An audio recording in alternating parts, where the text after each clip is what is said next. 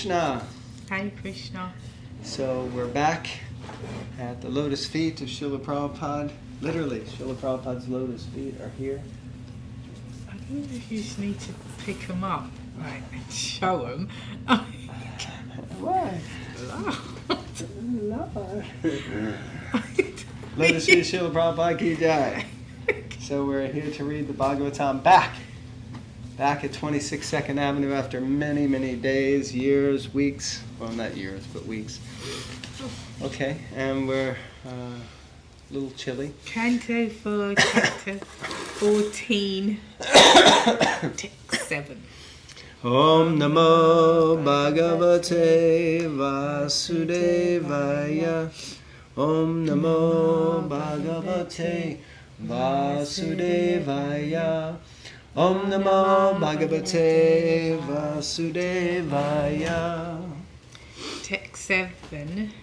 Therefore, all the great sages assembled together, and after observing cruel Vena's atrocities, concluded that a great danger and catastrophe was approaching the people of the world. Thus, out of compassion, they began to talk amongst themselves, for they themselves were the performers of the sacrifices. Purport. Because King Vena was enthroned, all the Greek sages were very much anxious to see to the welfare of society. When they saw that King Vena was most irresponsible, cruel, and atrocious, they again began to think of the welfare of the people. It should be understood that sages, saintly persons, and devotees are not unconcerned with the people's welfare. Ordinary karmis are busy acquiring money for sense gratification, and ordinary jnanis are socially aloof when they speculate on liberation. But actual devotees and saintly persons are always anxious to see how the people can be made happy, both materially and spiritually. Therefore, the great sages began to consult one another on how to get out of the dangerous atmosphere created by King Vena. What are you doing? Waiting for you to start talking. I think it's interesting that the sages took responsibility for their bad decision. They're the ones that enthroned him, and then they realise, oh, maybe this wasn't a good idea. So that's a good point or characteristic to have. And then they're also thinking, maybe this person shouldn't be here. Mm-hmm.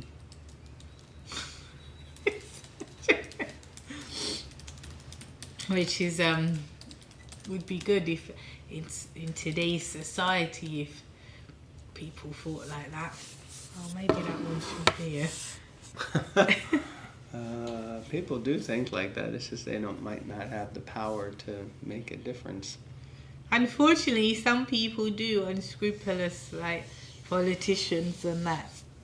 Well, this isn't a political channel, but just in America itself, because we're in America, there's some shenanigans going on with people using the CIA to block investigations into their family members.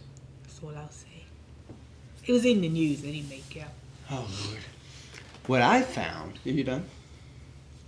Yeah, we are done. What royal we? So, what I found extremely interesting here, and it's very relative and related to when we do the devotee care course, because there's a part where we discuss about devotees being spiritually and materially happy, and always someone says, well, what does that mean, materially happy? And kind of the underlying thought is that in general, I guess, devotees think that, we shouldn't be worried about material things. We shouldn't be worried about material life, people materially situation. But we start the course with a quote from Bhaktivedanta Thakur saying that these are actual symptoms of true bhakti.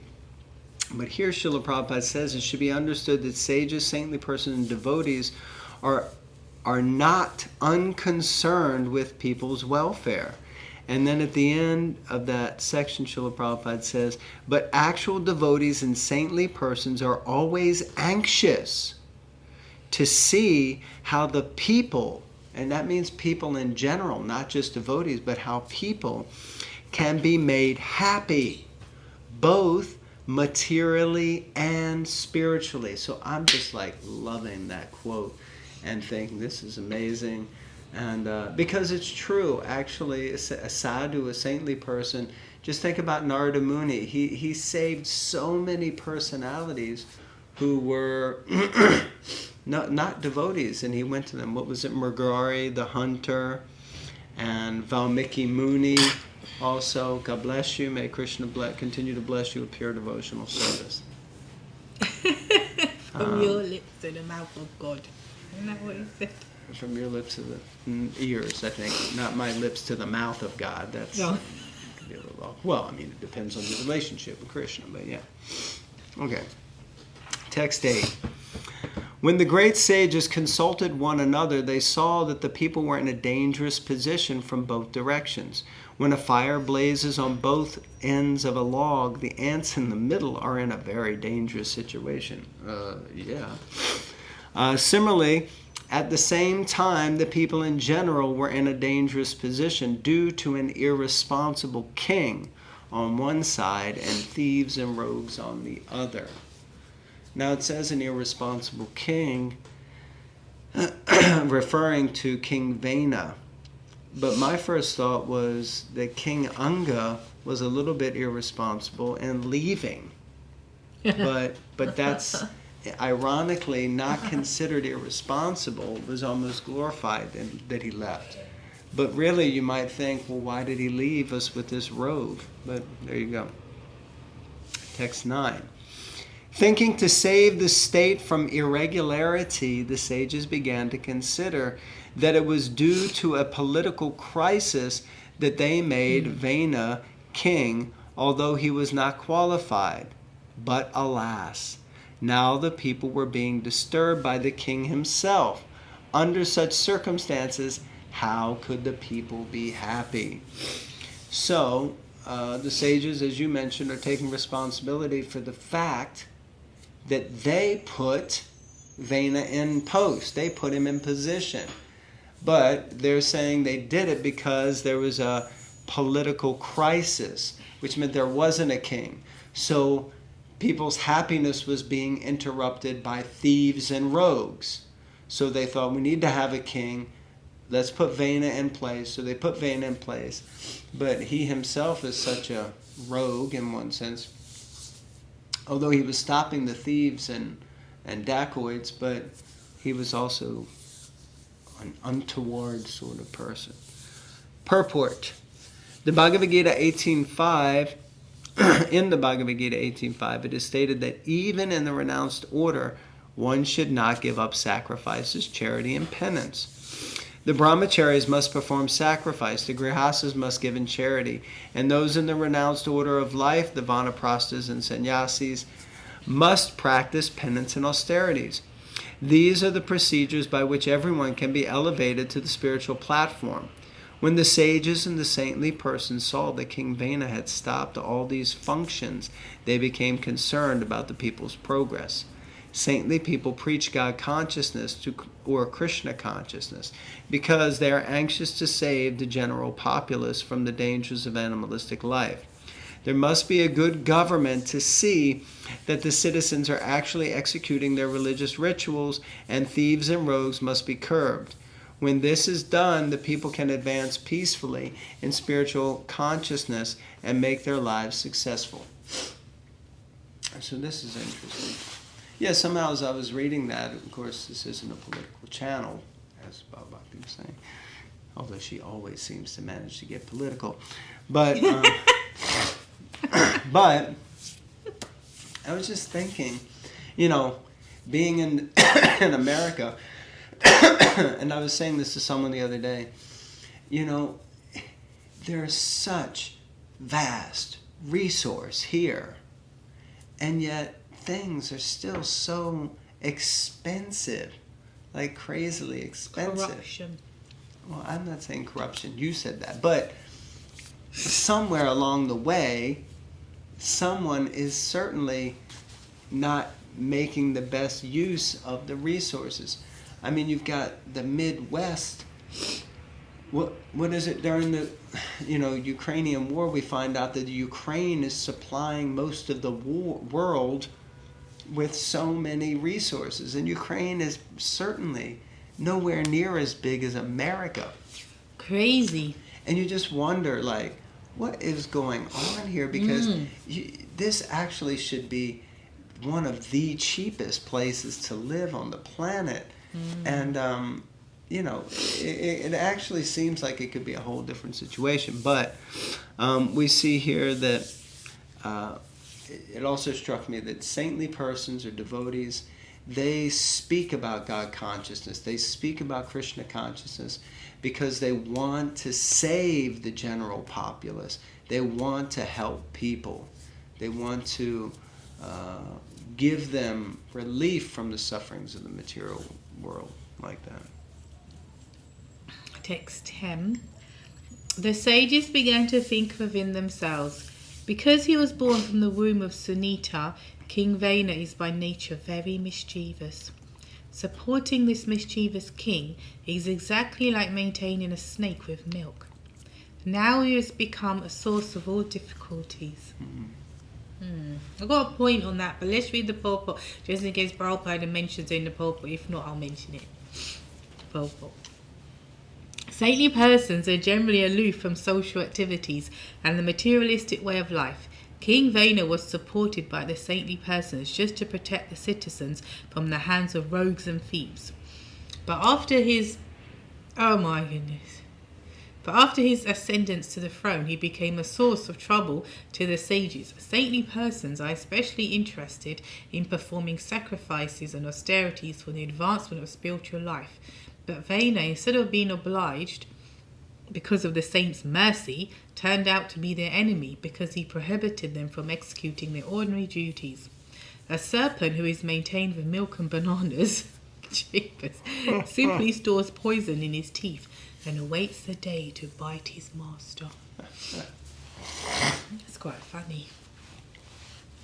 The point I was going to make was where the sages are thinking, because Vena was born from the womb of Sunita, therefore he's very naughty and mischievous. So the father doesn't take any responsibility for that. I thought I should just point that out.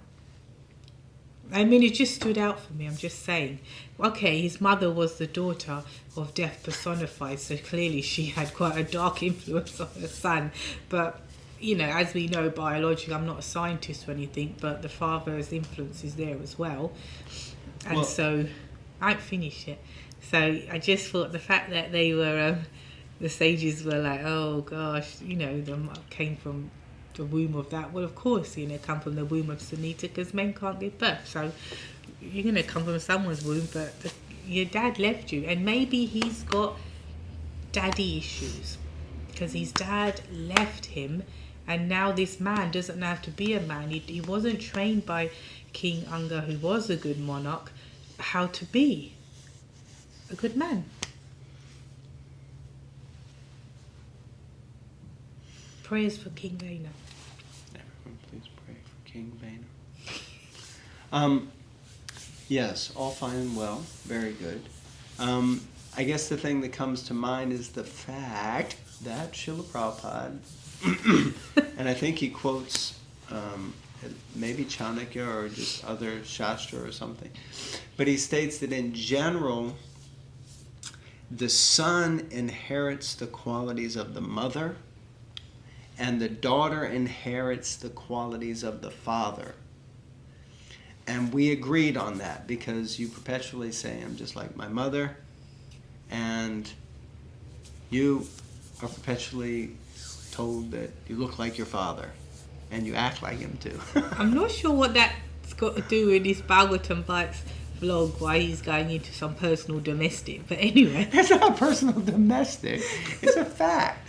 It's something we notice in general. So, but anyway, but Yeah. Hare Krishna. Maybe on that note we should finish. We can continue the conversation offline. Yeah. Okay, well, we're happy to be back at 26 2nd Avenue. Happy to be with all of you. We sincerely pray that you're well. Please don't forget to like, comment, share, subscribe. Nitai Go Premanandi. And I don't know which day this is going out. Only my wife knows these things. But in 2 days, it will be Gaur Purnim. Haribo, Shri Gaur Purnim This is going out Mahamota. on Monday. Oh. So this is going out the day after Gaur Purnim, so we will have missed wishing you a happy Gaur Purnim, but we can still wish you a happy Gaur Purnim even if it's late. So happy Gaur Purnim. Hope you had an amazing Gaur Purnim. Please remember Sri Chaitanya Mahaprabhu Namo Mahabharanyaya Krishna Prema Pradayate Krishnaya Krishna Chaitanya Namine Gordvishe Namaha. He came to deliver this Prema Bhakti. Srila Prabhupada, his Senapati Bhakta, his commander-in-chief of his army, came here to New York City, and man, did it explode all over the world. So, Hare Krishna. Thank you very much, everyone. Srila Prabhupada Ki Jai. Sri Chaitanya Mahaprabhu Ki Jai. Grantaraj Srimad Bhagavatam Ki Jai. Nitai Go Premanandi. Hare Hare Bol.